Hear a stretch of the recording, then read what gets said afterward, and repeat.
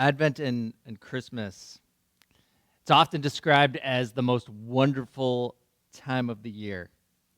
It's described as a season of hope and joy, a season of light. It's a season where people say peace on earth and goodwill to men. And look, that's true even when you have the specter of COVID in the air. It's true even when we need to move back to live stream worship and scattered worship because one of our family members had an exposure at school, and so out of an abundance of caution, we're taking this step because we want to be wise and we want to make sure that we don't put people at risk, and we want to model love of neighbor. It's true. It's true because in an out-of-the-way town, in an out-of-the-way region of the world, the maker of the sun was made under the sun. The creator of the universe entered into human history as a helpless babe. That is what makes Advent and Christmas a season of joy and hope and life. And in light of that, we rejoice. One of the ways that we do that, one big way that we do that, is singing. There's not going to be as much singing this year in person, and yet people sing at Advent. People sing at Christmas. Even if it's just in their cars and their living rooms, there's something about Advent and Christmas that makes us want to sing.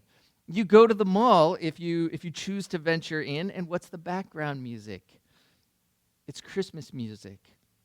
It's White Christmas and Holly Jolly Christmas and Hark the Herald Angels Sing and Joy to the World. There's something about Advent and Christmas that fills your heart with a joy that leads to you expressing it by singing. This tradition goes way back. One of the songs that we sing at Advent is entitled "Of the Father's Love Begotten," and it's so old that the guy's name, the writer's name, is in Latin. It goes back to the 4th century, and yet the tradition of singing goes back even further. The tradition of singing at Christmas goes all the way back to scriptures, to the book of Luke.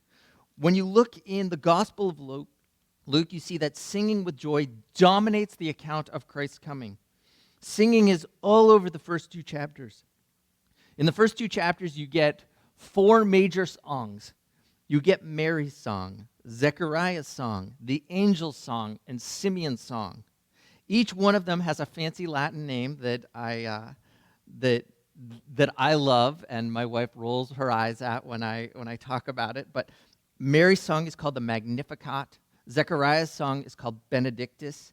The angel's song is called Gloria, and Simeon's song is called Nunc Dimittis. And each one of them take their name from the first word in the Latin version of the song. And every one of them is magnificent. And over the Advent season, as we move through this season of joy that seems like it exists in the shadow of a joy stealer, we're going to look at these songs and the lessons that they teach us and allow them to tune our hearts. We're going to allow them to tune our hearts because each one of them teaches us how to truly sing with joy at Christmas. They teach us how to sing not in a sentimental, syrupy way, not in a Jack Frost nipping, just lightly nipping at your nose, not really biting, in a sort of nostalgic and sentimental way. That's not what these teach us. These teach us how to sing with hope, with joy, with the kind of power that quiets your fears and overwhelms your sorrows and allows you to say joy to the world far as the curse is found. This is something deeper and richer than Yuletide and holiday cheer, just for the sake of cheer's sake. What we find at Advent is a power. And we need this because in the best of years, Advent is a season of joy, but it also is a season that seems to intensify struggles. It's no secret that at Christmas, the weight of life's worries and sorrows and concerns often seem magnified. Financial woes, health problems, unhappy children, marriage problems, all of that seems to get magnified at Advent and Christmas. You know, relational separation from your siblings or parents or friends suddenly becomes more acute when you're not gathering with them. At Christmas, a widow's empty house feels cavernous, and financial pain feels more acute. A single mother wonders, how am I going to pay the bills and get gifts? And questions loom. Why is a woman who spent all of her life dreaming of having children unable to have one? Why is a woman not ready for children pregnant? Why are so many barely able to make their ends meet? Why do people come to the end of their life with so many unmet hopes still sneering at them? Why do servants of Christ end up suffering in shocking ways? Why is it that disease and death is part of life? And all of this is true in the best years, never mind years when a virus like the one we're dealing with is facing us. Often Christmas seems to bring an intensification of pain. And people struggle a lot at Christmas.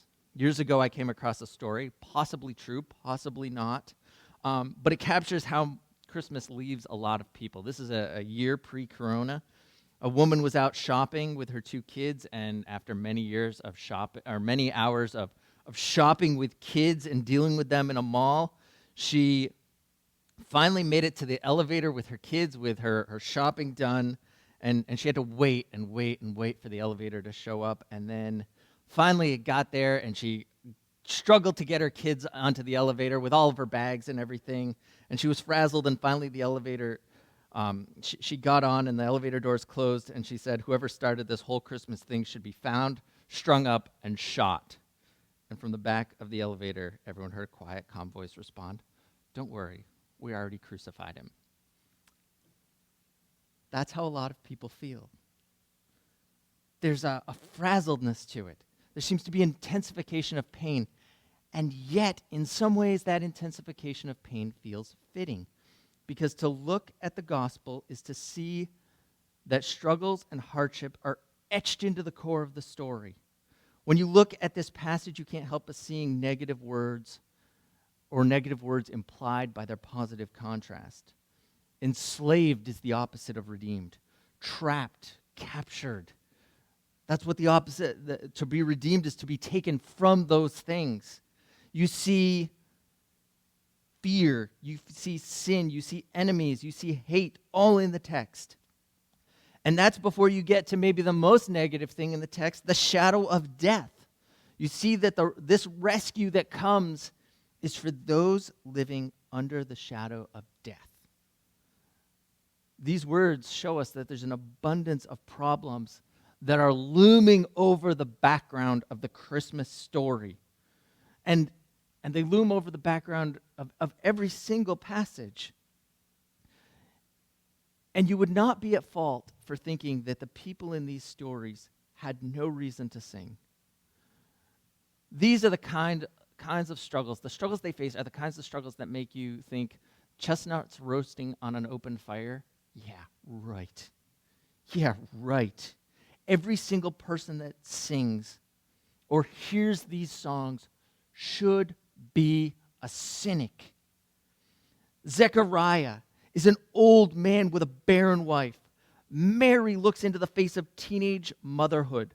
The angels lived hard lives with real fears. And Simeon's an old man who's sitting there and longing for one thing in life and not getting it. All of them have hard lives. And yet these people are singing or sung to. And they are filled with hope. And the songs we find are filled with hope. And the question is, how can they sing and how can we sing? No matter what we're facing, no matter what we're dealing with. How can we sing at Christmas? And the answer is found in the content of these songs. All of these songs immediately turn on one word, for, because. They can sing because. They can sing for. This word indicates a reason. It's the hinge. They sing for, they sing because. They sing because of the reasons given in these songs. And what they show us is that the way forward for us. They show us how we can sing. This morning we're looking at Zechariah's song. Peg read it. It's a giant piece of praise to God.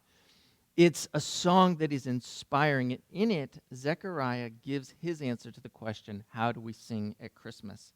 And he shows us that we can sing, we can praise God because God has entered into history. God has raised up a horn of salvation, and God has freed us to serve him without fear. Let's take a look at the song. What do we see? It's an amazing song, and behind it is an amazing story.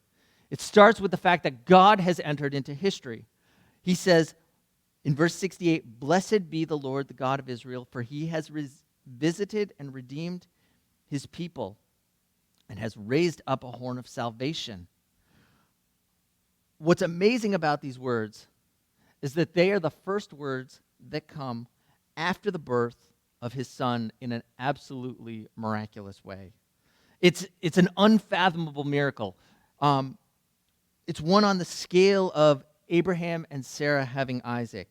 When we meet Zechariah at the beginning of chapter 1, Zechariah is a man who is living with real pain in his life. We're told that he is a priest. We're told that he is from the division of Abijah. His wife is of the daughters of Aaron. He's a man whose name means God remembers his covenant, and yet he feels like God has forgotten him. And he has no children. Here he is, he's an old man, and he's got a barren wife. And for most older couples, that's the end of the story. At that point, they're not having children. When they're old, it's over. And yet, God decides to show up and care for this brokenhearted man. And he shows in the midst of that nothing human can stop him from accomplishing his will, not even old age. And so we see Zechariah, he's a man who has longed for children. We're told that he's been praying for children. God has heard his prayers, and an angel shows up with a word for him. When he's doing his priestly duty, it's the first time, it would have been the only time in his life that he would have gone in and served in the temple. You only got one shot at that because there was so many priests. And Gabriel shows up, and he tells him that he's going to have a son. And this is shocking to him.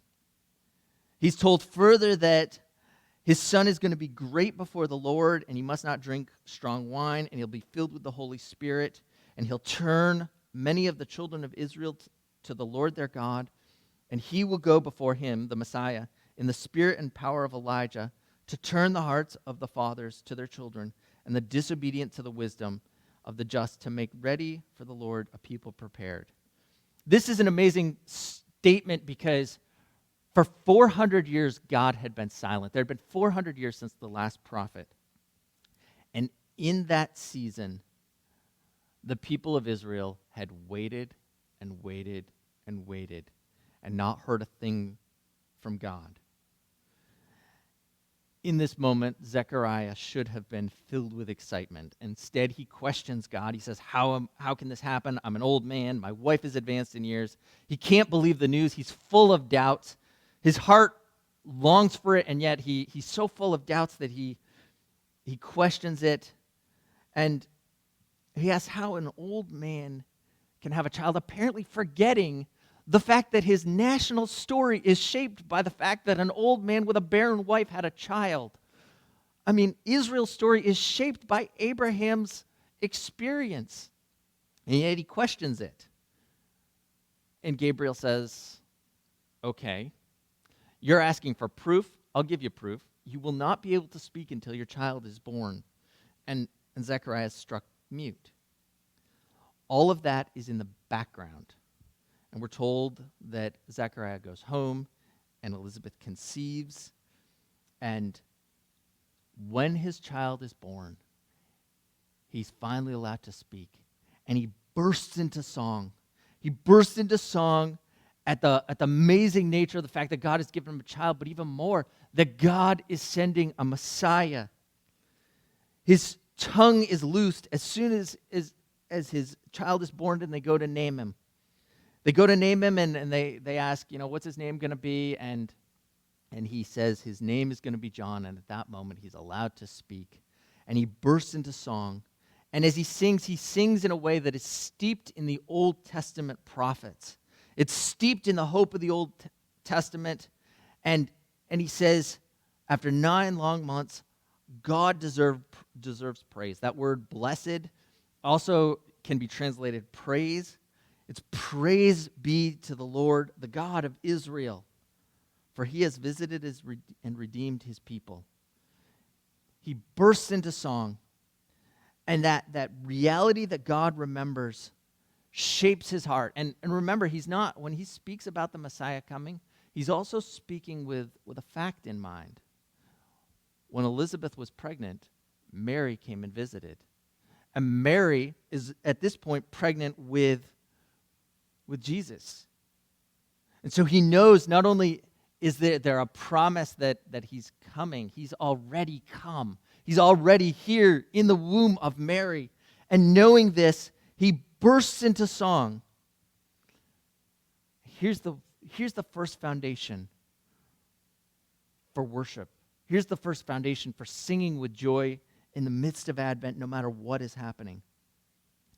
In the person of Jesus Christ, God has drawn near. God has entered into history. Christmas is a time that celebrates that grand reality. God has come. God has took on flesh and dwelt among us. In the past, God spoke to our forefathers through the prophets and in many times and in various ways, Hebrews says. But in these last days, he has spoken to us by his Son, whom he appointed heir of all things, and through whom he made the universe. The Son is the radiance of God's glory and the exact representation of his being, sustaining all things by his powerful word. Before we move on, let's just stop and marvel at this. God has entered into human history. This is the foundation for singing. This is the foundation for joy. And I just want to stop and give you a couple of implications of this before we move on. First, if you lose this truth, if you lose sight of this truth, you lose the incarnation. If you lose you lose the gospel. If you lose the incarnation, if you lose the reality that God has entered into human history in the person of Jesus Christ, the whole gospel goes with it. Apart from this, there's no reason to praise. There's no reason to sing. There's no reason for joy at Advent and Christmas. There are two crucial hinges on which Christianity rests: the incarnation and the resurrection. If you take away the incarnation, if you take away the coming of God, out goes the faith. In a speech called The Grand Miracle, which was published in a book called God in the Dock, C.S. Lewis argues that this miracle is essential to Christianity. He says, one is very often asked at present whether we could not have a Christianity stripped, or as people would say, freed from its miraculous elements. A Christianity with its miraculous elements suppressed. Now, it seems to me that precisely the one religion in the world, or at least the only one I know, with which you could not do that is Christianity. In a religion like Buddhism, if you took away the miracles attributed to Gautama, Buddha, in some very late sources, there would be no loss. In fact, the religion would get on very much better without them, because in that case, the miracles largely contradict the teaching. Or even in the case of a religion like Mohammedanism, nothing essential would be altered if you took away the miracles. You could have a great prophet preaching his dogmas without bringing in any miracles. But they are only in the nature of a digression or illuminated capitals. But you cannot possibly do that with Christianity, Because the Christian story is precisely the story of one grand miracle.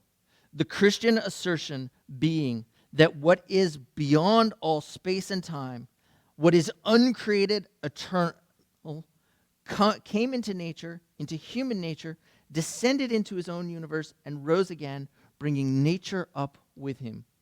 It is precisely one great miracle. If you take that away, there's nothing specifically Christian left. He goes on to say that every other miracle prepares for, exhibits, or results from the incarnation. He says that just as every natural event exhibits the total character of the natural universe at a particular point and space of time, so every miracle exhibits the character of the incarnation. This is the importance of the incarnation. Lose it, you lose the gospel. God has entered into history. Here's the second implication. In the incarnation, God has gotten close and entered the hardship of our life. Don't miss this. Here's Zechariah. And he's a man whose life is marked by hardship. His wife has a life that's marked by hardship. To be barren was to be living a life that was seen as being sinful. It was seen as a punishment from God, and so they would have carried that pain every day of their life. Elizabeth actually calls her barrenness a disgrace, and the word she uses is a word that has to do with a reproach or an insult. Her barrenness was an insult to her life. People did not look at you and sympathetically and say, "Oh, I feel sorry for you." They looked at you and said, "What's wrong with you?" And they carried that every day. And here in the incarnation, God is coming and he's meeting them in their place of pain and dealing with their biggest hurt. And you know what's interesting? What's interesting here when we look in verse 79, we're told that we live in the shadow of death, and this is part of living in the shadow of death, is the pain and frustration that they're facing. And yet, what are we told? We're told that God is exhibiting his tender mercy. That word that's translated tender mercy is a Greek word that has to do with your inward parts. It has to do with affection and deep feeling. God doesn't look at us like a disconnected chessboard, coldly analyzing it. He looks at us with emotion, with feeling, and care, and comes and gets involved in the midst of their pain. And that word visited that shows up several times, we see it in 68, we see it again down further. That word visited is a word that actually shows up in a bunch of other places. It shows up in Matthew 25 when Jesus says, "I was sick and you visited me." It has to do with the sense of coming and meeting somebody in the middle of their hurt. This is how God engages with us. He doesn't leave us alone in our struggles. He comes and meets us. And because of that is the third implication. It's the thread running through this story and all the stories. In light of that, we can rejoice. In light of that, we can rejoice. When you look at this song, you can almost hear other songwriters throughout the Bible chiming in. You can almost hear Paul stepping in right behind to say, "Blessed be the God and Father of our Lord Jesus Christ, who has blessed us in the heavenly realm with every spiritual blessing." Zechariah looks and says, for 400 years God has been silent, and now he is working, and the way he is working is that God has come. At long last, a light has dawned. At long last, the rising sun will come to us from heaven. And so he praises out of that, and we can too. We can rejoice in all things, knowing this is true. We can rejoice. We can sing. Even if you're the kind of person that gets their microphone muted when they start to sing. We can sing with joy. That's the first major insight here. Here's the second. We can sing because God has entered into history and because God has raised up a horn of salvation. Don't miss this. God has raised up a horn of salvation. Look at the body of this song. It's all about salvation. It's all about the fact that he has redeemed his people. He has raised up a horn of salvation in the house of David, as he spoke by the mouth of his holy prophets, that we should be saved from our enemies and from the hand of all who hate us. Redemption is the word that shapes this part of the story. Redemption is a word that we should not miss. He has raised up a horn of salvation, and he has redeemed us by doing that. Redemption is a word that often it's only used in church. It's not exactly a common word, but it's a word that had to do with being freed from slavery. That was the story of Israel. They were freed from slavery. They were redeemed from slavery. And what we're being told now is that after 400 years of silence, and more than that, 600 years of losing, 600 years of being conquered and oppressed, conquered and beaten, God has raised up a horn of salvation. And notice, this is more than just, this horn of salvation is more than just a national salvation. Zechariah goes way beyond this. When he connects it to things like the shadow of death, when you look at the salvation that he speaks of, he's going all the way back to the beginning. He's going all the way back to the garden. And he's talking about something more than just national victory. He's saying God is fulfilling the great promise of the Old Testament to bring his salvation. Don't miss this. This is our greatest need. Our greatest need is not the love of family or friends, as important as those things are. It's not stuff. It's not collecting the best toys. It's not getting the perfect gift. Our greatest need is salvation. It's rescue. It's redemption from bondage to sin. And that bondage to sin actually leaves us in a terrible place. Look at what we see in verse 79. This is the thing that shapes where we are. The Messiah comes to give light to those who sit in darkness and in the shadow of death. The image is of somebody who's out walking at night, and he's caught, and he's now out alone in the wilderness, and he can hear the wolves howl, and he can hear the animals moving, maybe a lion rustling in the distance, and his life is deeply at risk. That's where we are. Naturally, we live in the shadow of death. We live as people who have rebelled against God and faced the judgment of God, and we live under the shadow. You know, in some ways, 2020 has felt like one long stroll through the shadow of death. You have the pandemic itself. You have all the turmoil that has come with it, a struggling economy, the struggles of isolation. You've seen unrest around social justice, that you've seen some horrible things this year. We've seen wildfires and hurricanes, a complicated election season, joblessness, hunger issues for families, addiction spikes, abuse. It feels like this has been a year that lived under the shadow of death. And the reason ultimately that we live under this shadow is not just because some bad things are going on. It's that we've rebelled against God. We've sinned against God, and we deserve his judgment. And there's no hope. There's no way out of that on our own. Nothing we can do can change that.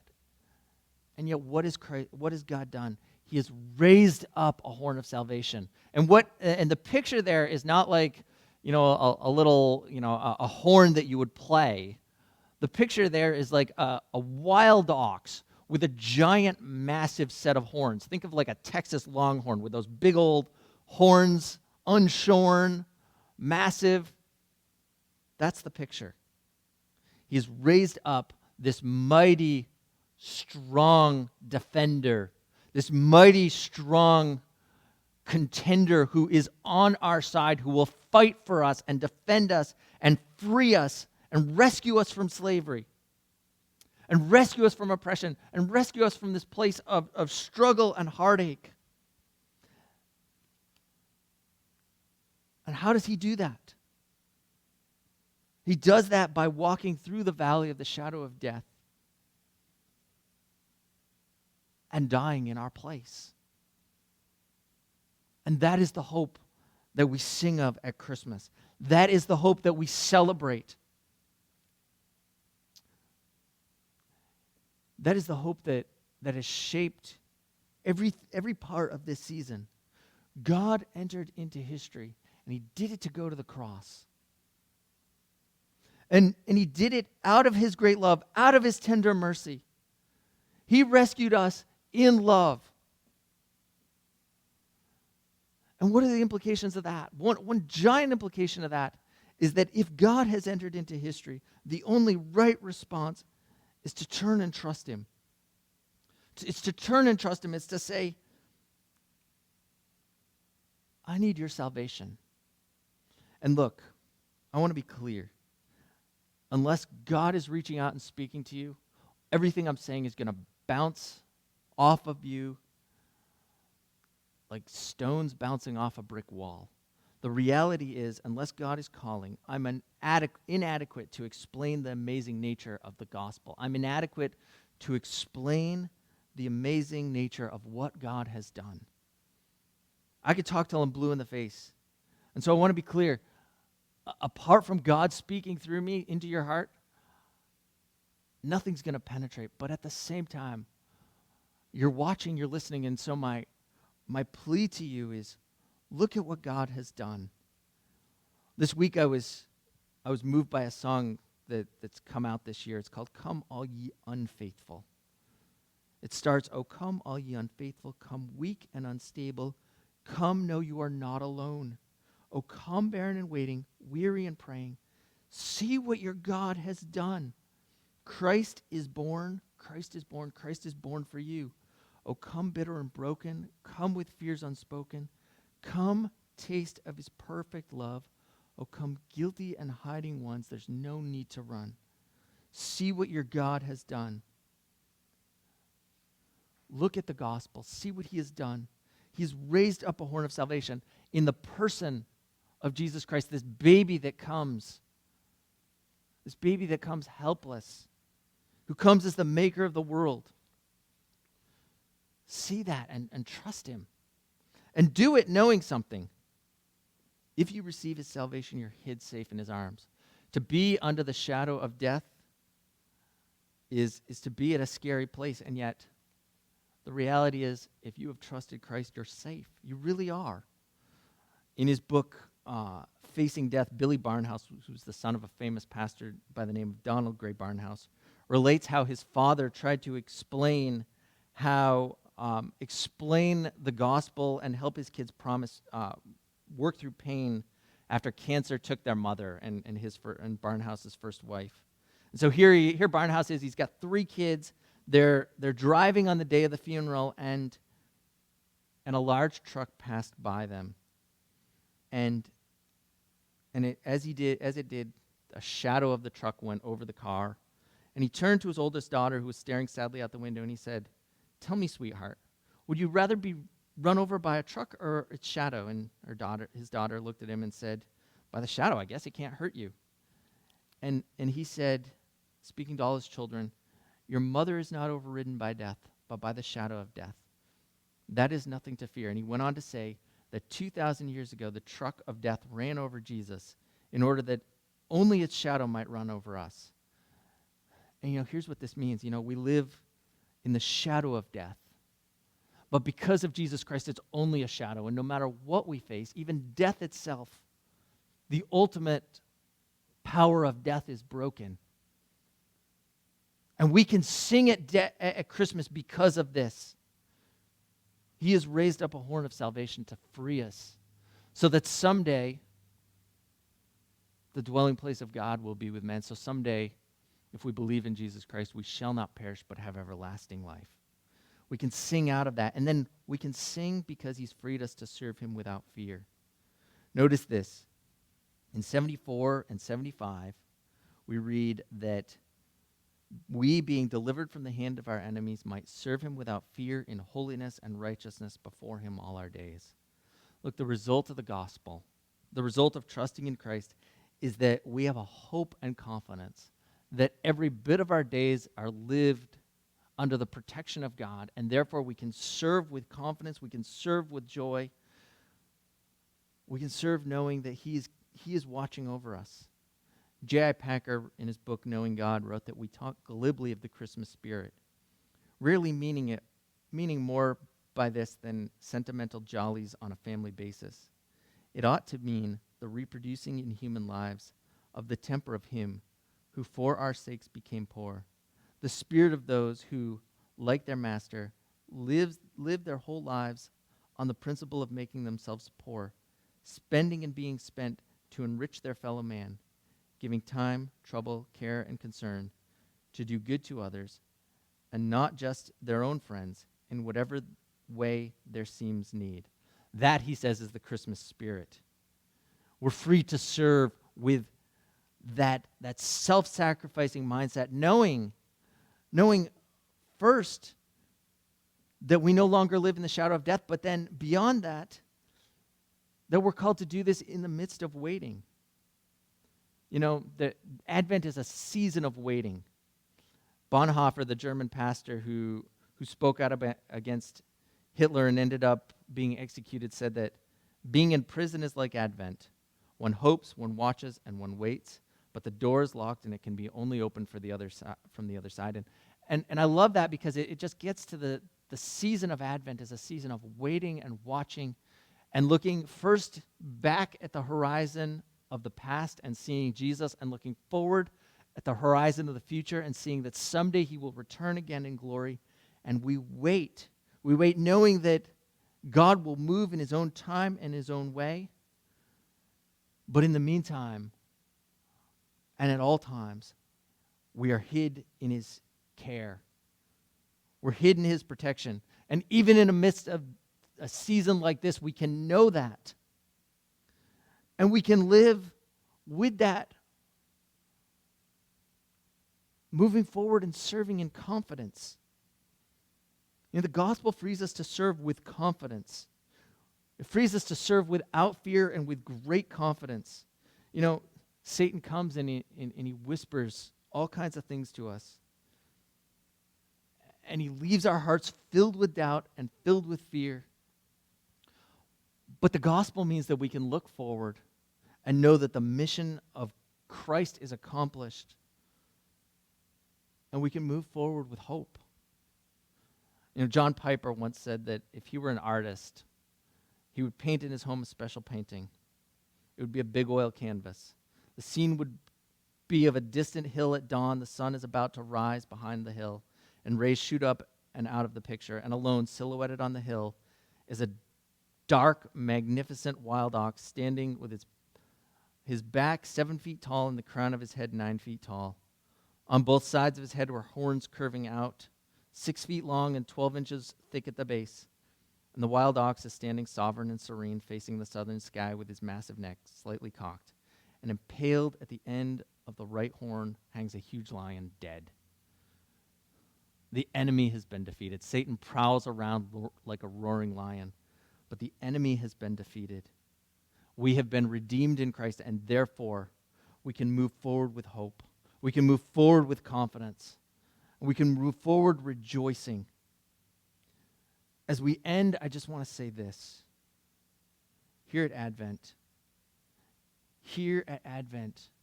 my plea to you is rejoice. Augustine said, rejoice, you who are weak and sick. It's the birth of Him who makes you well. Rejoice, you who are in captivity. It's the birthday of the Redeemer. Rejoice, you who are slaves. It's the birthday of the Master. Rejoice, you who are freed. It's the birthday of the one who makes you free. God has entered into history. God has raised up a horn of salvation. God has freed us to serve Him without fear. And therefore, in this season, on this day, we can rejoice. Let's pray.